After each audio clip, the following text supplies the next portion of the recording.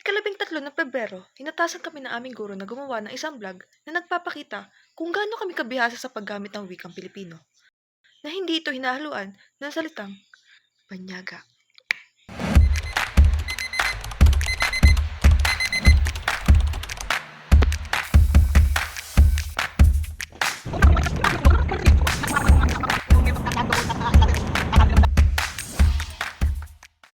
Habang nasa kahabaan ng biyahe ay may natanggap akong anunsyo na nagsasabing suspende ang aming klase sa pisikal na edukasyon. Kung kaya't minarapat kong samahan na lang ang aking ina at aking tiyahin sa kanilang lakad sa araw na iyon.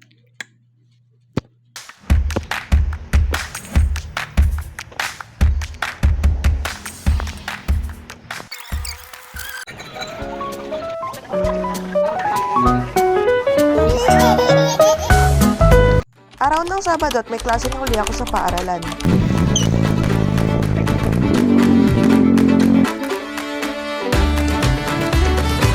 Why na lang tayo?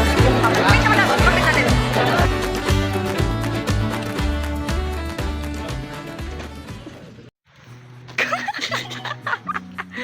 Ano sabihin ko din eh?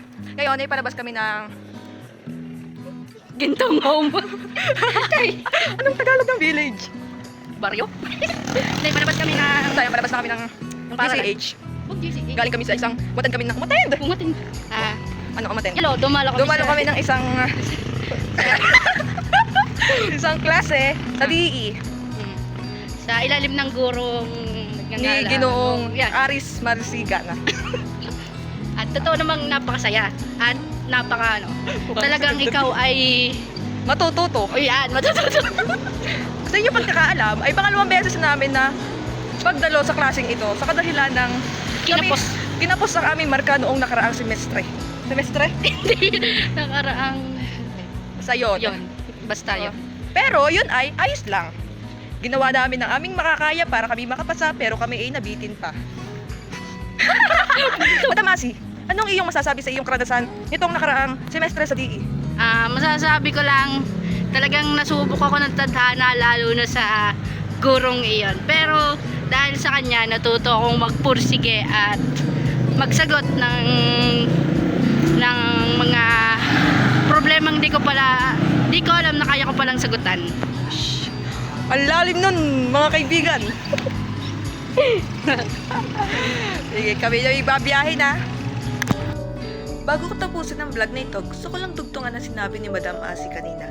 Lagi nating tandaan na ang pagiging irregular na estudyante ay hindi tanda ng pagkabigo, kundi isang hamon na kaya nating lampasan. Ang mahalaga ay patuloy tayong bumabangon, natututo at nagpapatuloy sa ating pangarap. Hindi mahalaga kung gaano katagal, basta hindi tayo sumusuko. Yun lamang, maraming salamat sa panonood. Hanggang sa muli!